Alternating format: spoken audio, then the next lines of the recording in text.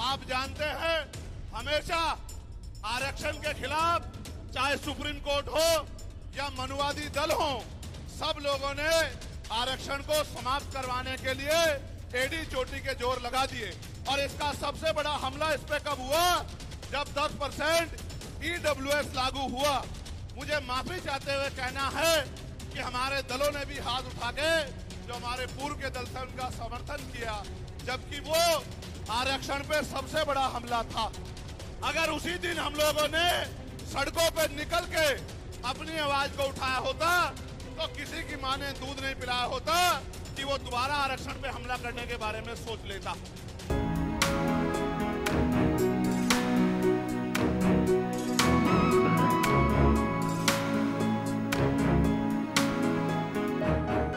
अधिकारों की रक्षा की और आज भी इस देश में आरक्षण बचा हुआ है, नौकरियां बची हुई है, हिस्सेदारी बची हुई है, राजनीतिक व्यवस्था कायम है, लोकतांत्रिक व्यवस्था है। तो धन्यवाद करना चाहिए उन जातियों का जिन्होंने अपने प्राणों का बलिदान दे दिया, लाठी डंडे खाए, गोलियां खाई, लेकिन अपने अधिकारों को छीनने नहीं दिया। सब लोगों को उनका धन्यवाद करना चाहिए। लेकिन दुश्मन का ये षड्यंत्र है और दुश्मन बड़ा समझदार है। दुश्मन जानता है कि 2 अप्रैल 2018 के बाद में ये दलित समाज एकजुट हो गया था। जब दलित समाज एकजुट हुआ तो वो ये सोचने लगे कि इनकी एकता को कैसे तोड़ा जाए। आप और मैं जानते हैं जब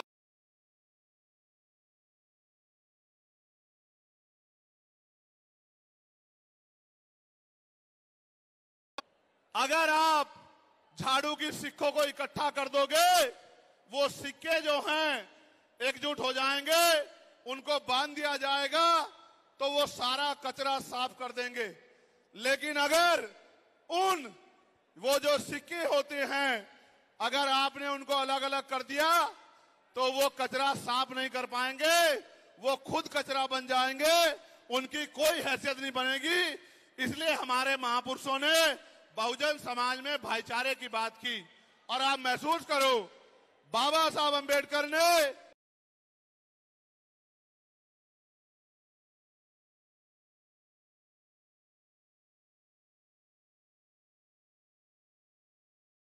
अपने विरोधियों बैरियों के खिलाफ संघर्ष भी करना है, अपने अधिकारों के लिए संघर्ष भी करना है।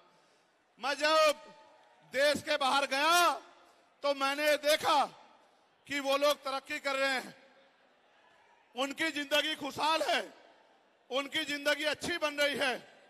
लेकिन उनकी जिंदगी तो अच्छी बन रही है, लेकिन 75 साल की आजादी के बाद आज भी भारत में 80% लोग ऐसे हैं जो रोटी कपड़ा मकान से वंचित हैं, जिनको इज्जत की जिंदगी नहीं मिल रही। तो मैं ये देख रहा था, मुझे बड़ी खुशी हो रही थी। लेकिन जब मैं भारत की तरफ देखता हूं तो बड़ी निराशा हाथ लगती है। फिर ये महसूस करता हूं कि आज जो कुछ हमारे पास है वो हमारे महान पुरुषों की संघर्ष की वजह से है। मनुवादियों ने बहुजनों के इतिहास को, उनके नायकों को मिटा देने की तमाम कोशिशें की, लेकिन अम्बेडकरवादियों ने तमाम मुश्किलों को सहकर उसे जिंदा रखा। बहुजन कैलेंडर 2025 के जरिए हमने भी बहुजनों के संघर्ष और इतिहास को सहेजने का काम किया है, क्योंकि कैलेंडर सिर्फ तारीख नहीं बताते, इतिहास भी बताते हैं। तो आज ही ऑर्डर करिए 2025 का बहुजन कैलेंडर। बुकिंग शुरू है। ऑर्डर देने के लिए व्हाट्सएप नंबर 9711666056 पर मैसेज करें या dalitdastak@gmail.com पर ईमेल करें। अगर हमारे महान पुरुष संघर्ष नहीं करते तो जो आज हमें मिला है ये भी हमें किसी कीमत पे नहीं मिलता। आप जानते हैं हमेशा आरक्षण के खिलाफ चाहे सुप्रीम कोर्ट हो या मनुवादी दल हो, सब लोगों ने आरक्षण को समाप्त करवाने के लिए एडी चोटी के जोर लगा दिए। और इसका सबसे बड़ा हमला इस पे कब हुआ? जब 10% EWS लागू हुआ। मुझे माफी चाहते हुए कहना है कि हमारे दलों ने भी हाथ उठा के जो हमारे पूर्व के दल थे उनका समर्थन किया, जबकि वो आरक्षण पे सबसे बड़ा हमला था। अगर उसी दिन हम लोगों ने सड़कों पे निकल के अपनी आवाज को उठाया होता तो किसी की मां ने दूध नहीं पिलाया होता कि वो दोबारा आरक्षण पे हमला करने के बारे में सोच लेता। ये भाजपा के लोग जो सत्ता में बैठे हैं, इन्होंने वोट तो आपसे हमसे ली धर्म के नाम पे, भाईचारे के नाम पे, लेकिन सत्ता में आके ये लोग अपने लोगों का काम करने लगे, अपने महापुरुषों की विचारधारा को आगे बढ़ाने लगे, और हम लोग रोटी रोटी के लिए मोहताज लोग, जुल्म जाति के शिकार लोग परेशानी की जिंदगी जीने लगे।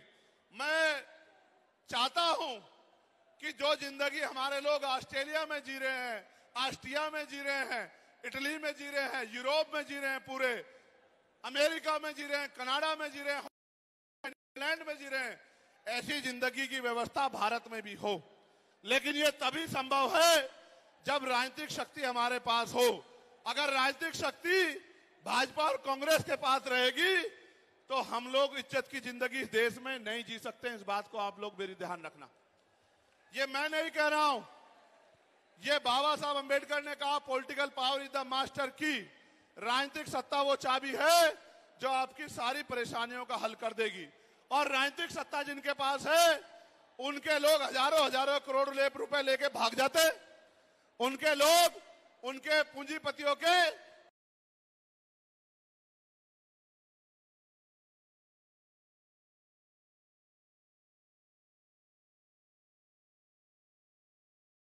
लिख के आपको जेल भेजने का काम सरकार कर देगी, और आपके घर की कुर्की भी करा देगी। आप किसानों का, मजदूरों का हाल देख लो, आप नौजवानों का हाल देख लो, इस देश में क्या है। तो हमारी सबसे बड़ी मांग ये है, आप समर्थन करके बताना कि आप इस पे सहमत हो या नहीं हो। बताओ, जातिवार जनगणना होनी चाहिए नहीं होनी चाहिए? एक सुर में बताओ, होनी चाहिए नहीं होनी चाहिए? साथ साथ इस देश में जातिवार जनगणना के साथ साथ जितने भी सरकारी संस्थान हैं,